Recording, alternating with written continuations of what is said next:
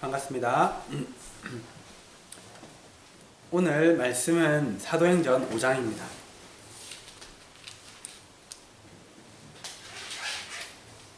오늘은 5장을 다 보지 않고 5장 1절부터 16절까지만 짤막하게 그렇게 보도록 하겠습니다.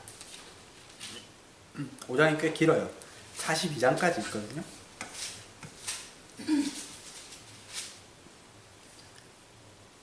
자, 사도행전 5장 1절부터 16절까지 우리 한 목소리로 천천히 읽겠습니다. 아나니아라 하는 사람이 그의 아내 삽비라와 더불어 소유를 팔아 그 값에서 얼마를 감춤해 그 아내도 알더라. 얼마만 가져다가 사도들의 발 앞에 두니 베드로가 이르되 아나니아야 어찌하여 사탄이 내 마음에 가득하여 내가 성령을 속이고 땅값 얼마를 감추었느냐. 땅이 그대로 있을 때에는 내 땅이 아니며 판 후에도 내 마음대로 할 수가 없더냐. 어찌하여 이 일을 내 마음에 두었느냐. 사람에게 거짓말한 것이 아니요 하나님께로다. 아나니아가 이 말을 듣고 엎드려져 혼이 떠나니 이 일을 듣는 사람이 다 크게 두려워하더라. 젊은 사람들이 일어나 시신을 싸서 메고 나가 장사하니라. 3시간쯤 지나 그의 아내가 그 일어난 일을 알지 못하고 들어오니 베드로가 이르되 그 땅 판값이 이것뿐이냐 내게 말하라 하니 이르되 예 이것뿐이라 하더라. 베드로가 이르되 너희가 어찌 함께 꾀하여 주의 영을 시험하려느냐. 보라 내 남편을 장사하고 오는 사람들의 발이 문 앞에 이르렀으니 또 너를 메어 내가리라 하니 곧 그가 베드로의 발 앞에 엎드려져 혼이 떠나는지라. 젊은 사람들이 들어와 죽은 것을 보고 메어다가 그의 남편 곁에 장사하니 온 교회와 이 일을 듣는 사람들이 다 크게 두려워하니라. 사도들의 손을 통하여 민간의 표적과 기사가 많이 일어나매 믿는 사람이 다 마음을 같이하여 솔로몬 행각에 모이고 그 나머지는 감히 그들과 상종하는 사람이 없으나 백성이 칭송하더라. 믿고 주께로 나오는 자가 많으니 남녀의 큰 무리더라.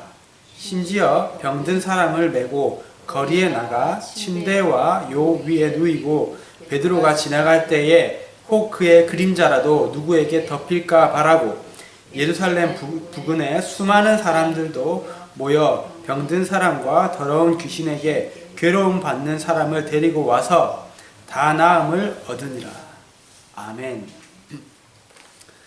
자, 우리가 지금 예수님께서 승천하신 후에 제자들에게 성령이 임했죠.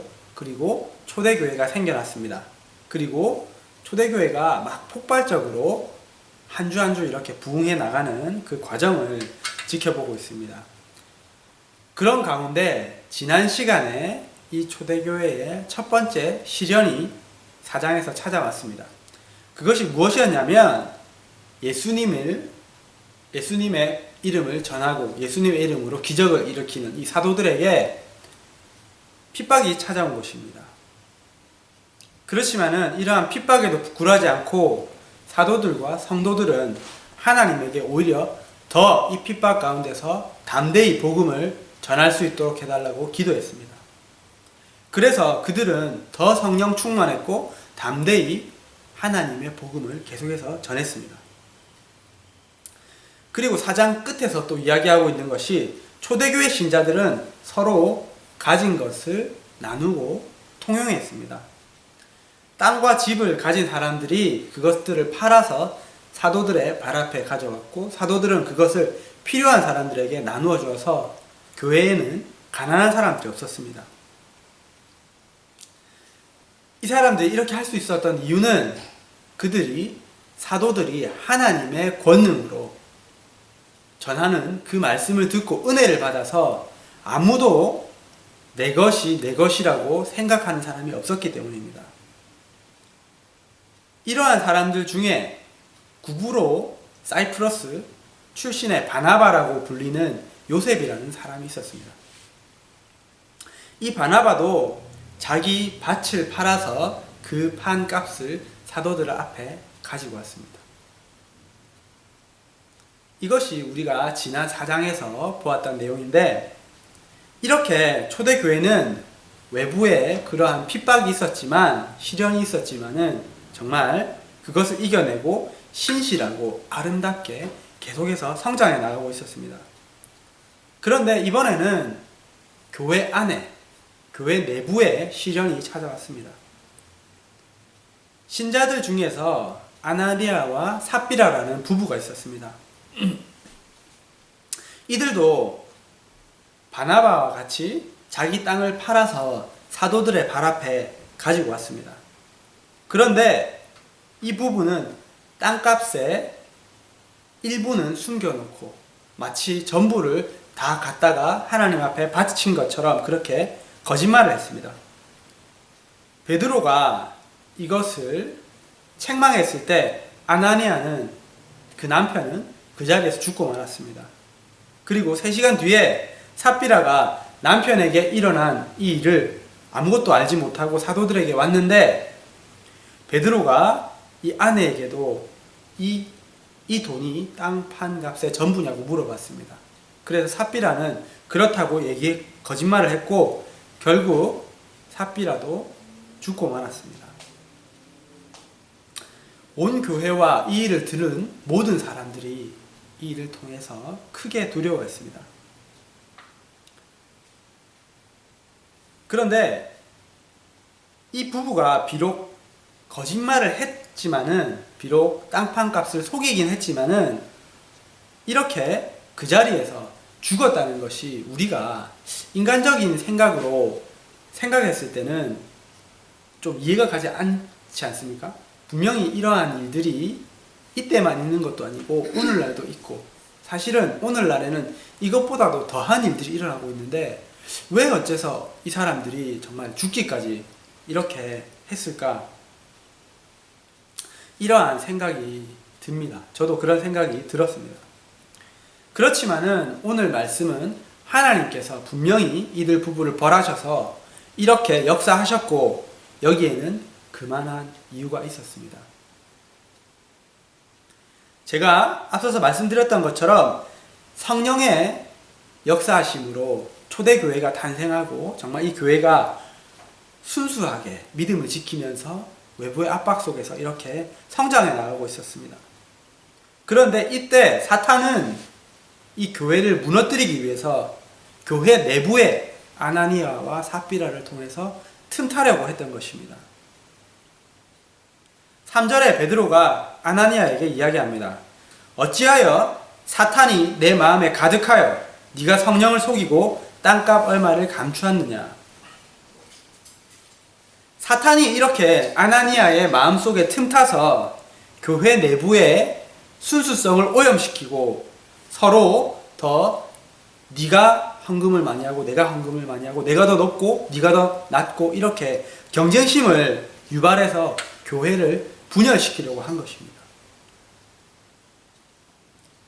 하나님은 앞으로 지금 탄생한 이 교회가 정말 예수님께서 주신 그 명령을 지켜서 온 세계에 복음을 전하고 하나님의 나라를 세워갈 이 교회가 이러한 죄로 인해서 오염되는 것을 두고 보실 수가 없었습니다.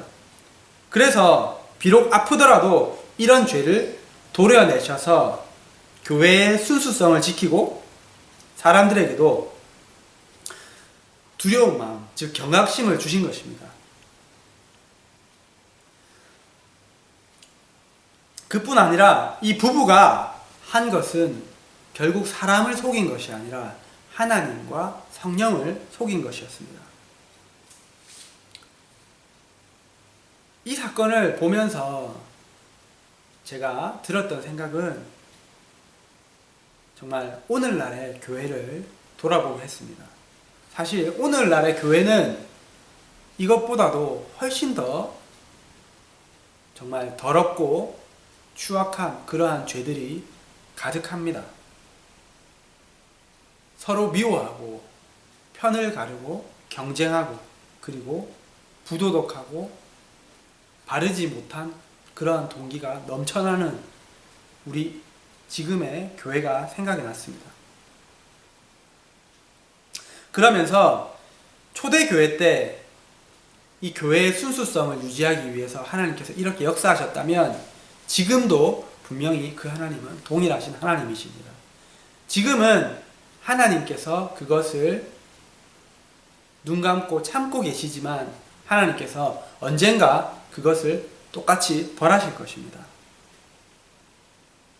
그렇기 때문에 우리는 지금 우리 안에 있는, 우리 교회에 있는, 우리 교회가 지금 우리가 속한 이 교회만 교회가 아니라 믿는 자들의 모든 그 모임이 교회입니다.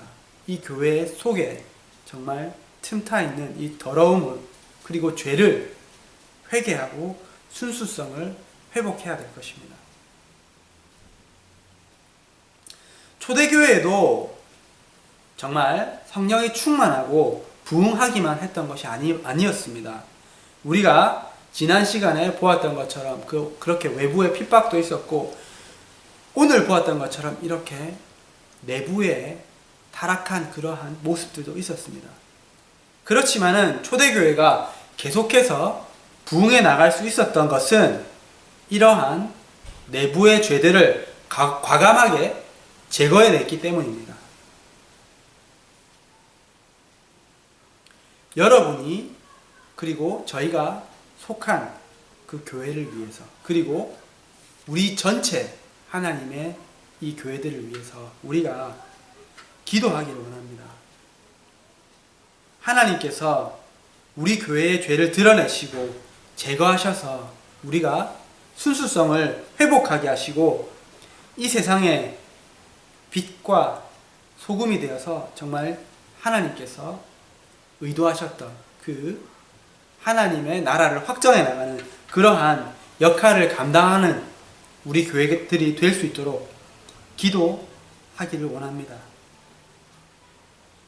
그리고 우리가 이 아나니아와 삽비라 사건을 통해서 또한 배울 수 있는 것은 하나님이 원하시는 것은 거에게 땅을 팔아서 거에게 헌금을 하는 그런 것이 아니라는 것입니다.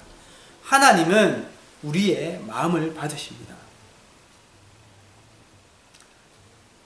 정말 하나님은 모든 것이 다 하나님께 속한 것이기 때문에 하나님은 우리의 돈이 필요 없으십니다. 그렇지만 하나님은 우리의 마음을 받고 그 우리의 마음을 기뻐하시는 분입니다.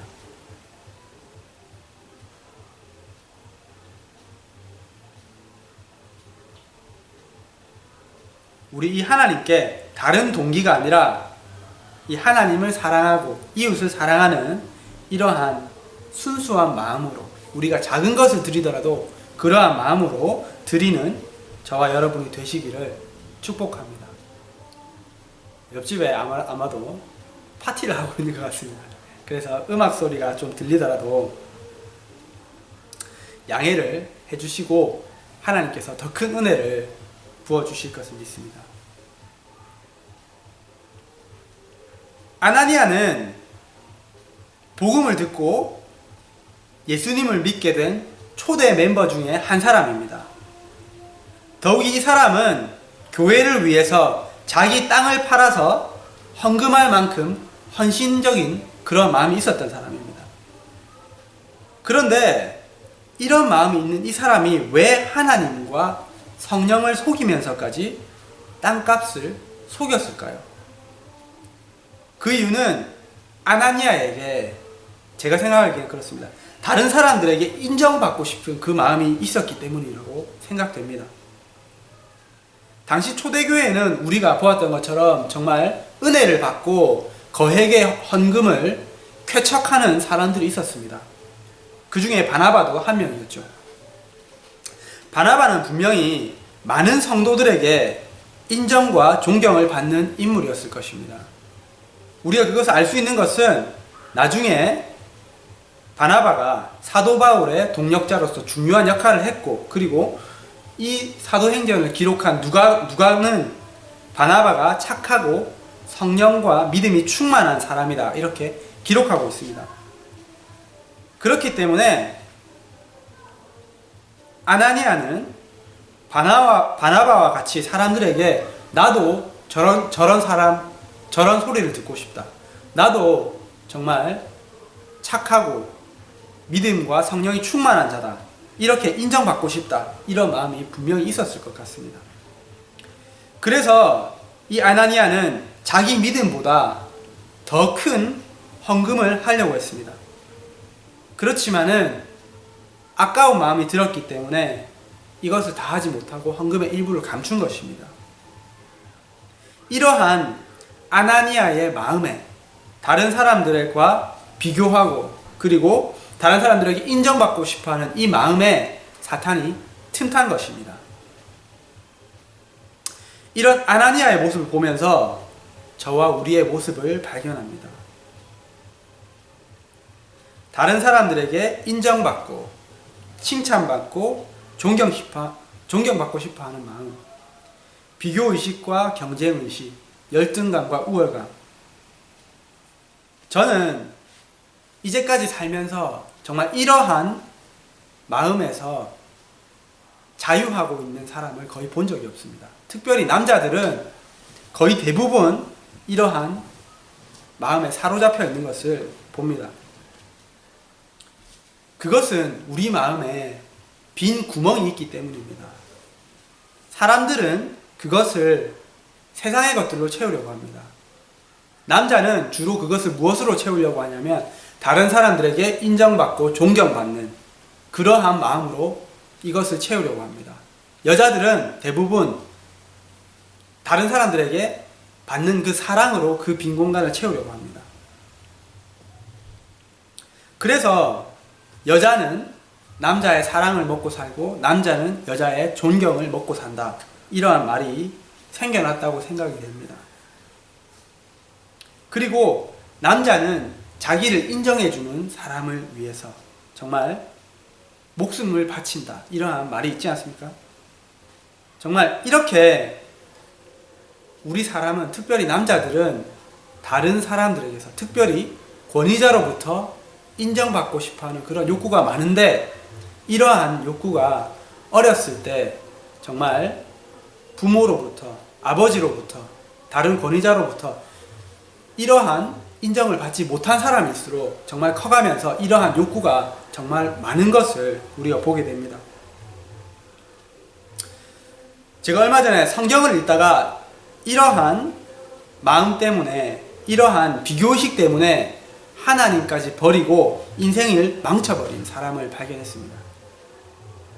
그 사람이 누구냐면 바로 사울 왕입니다.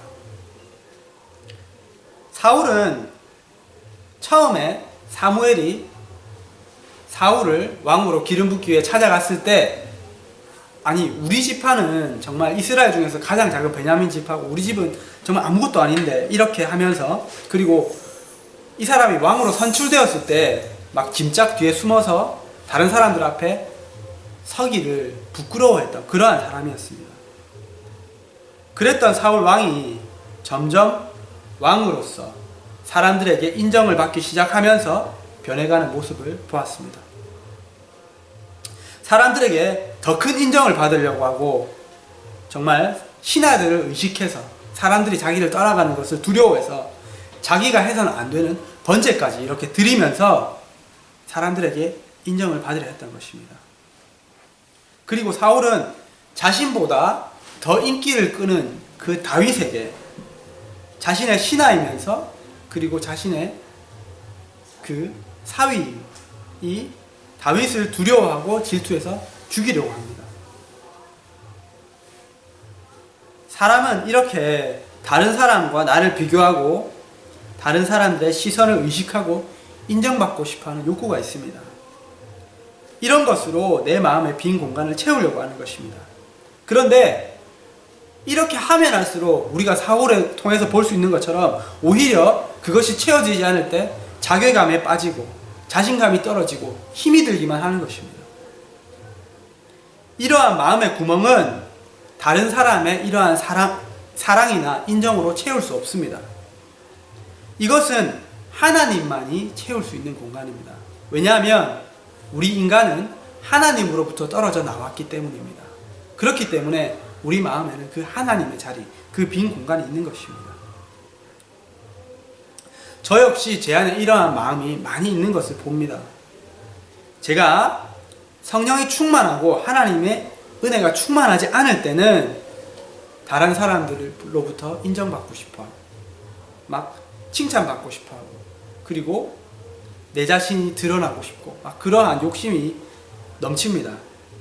그런데 제가 하나님의 영으로 충만하고 은혜가 충만하면 그렇지 않습니다. 그런 것이 없어도 하나님 한 분만으로 감사할 수 있고 하나님 한 분만으로 만족합니다. 정말 이런 것처럼 우리 마음의 이 빈 공간을 하나님의 은혜로 충만히 채움으로 만족할 수 있는 저와 여러분이 되기를 축복드립니다. 그리고 아나니아와 삽비라 부부를 보면서 마지막으로 배우는 것은 부부의 역할입니다. 성경은 우리에게 남편은 아내를 사랑하고 아내는 남편에게 순종해라 이렇게 말씀합니다. 그런데 이렇게 아나니아와 삽비라의 경우처럼 정말 이 남편이 이러한 경쟁의식과 이 질투심에 눈이 멀어서 이렇게 사탄에게 마음을 뺏겨서 충만할 때에 남편에게 순종해서는 안 됩니다. 이럴 때에는 남편에게 그렇게 하면 안 된다고 지적해주고 바로 갈 수 있도록 잡아주어야 합니다. 하나님께서 남편과 아내를 돕는 배필로 주셨는데 이 돕는 배필이라는 뜻은 confront 한다, 대적한다라는 말이 포함되어 있습니다. 이 말은 상대방이 잘못 가고 있을 때 그 사람에게 대적해서 이렇게 바로 갈 수 있도록 잡아주어야 한다는 것입니다. 우리가 그런 역할을 하는 부부가 되기를, 그런 부부들이 되기를 바랍니다.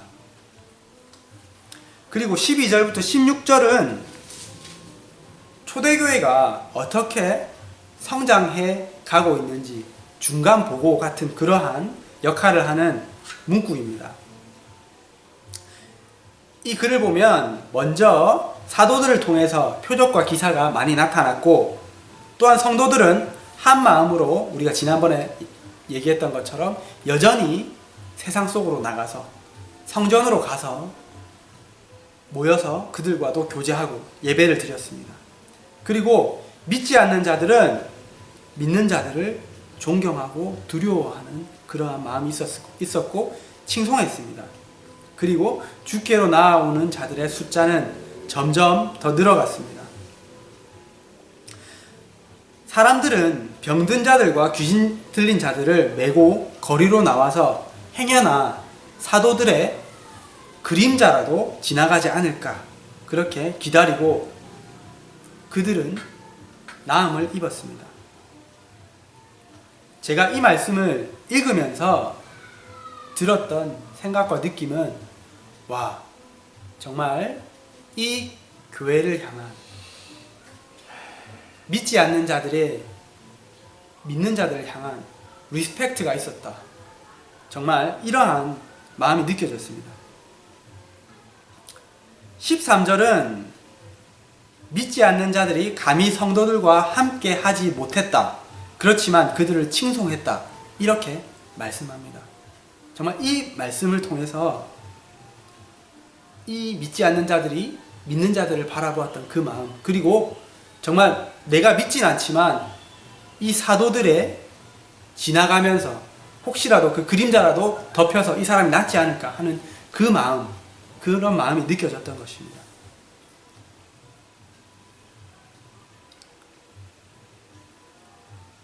정말 우리가 살고 있는 이때에 특히 한국교회에 믿는 자들과 하나님의 이름, 교회의 권위가 정말 땅에 떨어져 있는 이때에 이러한 교회와 하나님의 이름에 대한 권위가 회복되기를 소망합니다. 대한민국이 일본으로부터 독립을 할 때 독립을 주도했던 대부분의 사람들은 크리스찬들이었습니다. 이 독립운동이 크리스찬들로부터 시작되었습니다. 그때 당시 우리나라의 크리스찬의 인구의 숫자는 1.5%에 불과했습니다. 그렇지만은 이 독립운동을 하면서 서대문 형무소라는 이 형무소에 아마도 이러한 독립운동을 했던 그러한 정치범들을 주로 가두어 두었던 것 같은데, 여기에 갇힌 사람들의 25%가 크리스찬이었다고 합니다. 전 국민의 1.5%가 크리스찬이었는데 여기에 갇힌 사람들이 25%가 크리스찬이었습니다. 그리고 대한민국 건국 당시에 민족 대표 33인 중에서 16명이 크리스찬이었습니다. 그리고 우리가 잘 알고 있는 유관순 열사 또한 크리스찬이었습니다. 이때는 비록 믿는 자들의 숫자는 작았지만 이들은 사회의 큰 빛과 소금이었습니다. 교회가 이런 역할을 했을 때 믿지 않는 자들이 믿는 자들을 어떻게 보았겠습니까?